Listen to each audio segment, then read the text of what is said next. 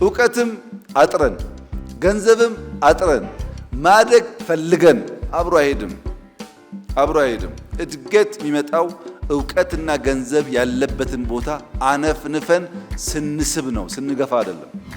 ታሪክ ይፈሳል። ይሰለጥን ዘንድ ስራ ይጠይቃል።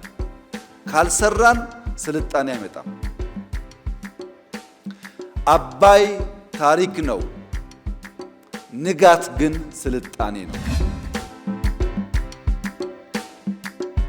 የጀመርነው መልካም ዘር የተሟላ ፍሬ እስኪያፈራ ድረስ ባለማቋረጥ በእኩል መሮጥ ይኖርብናል።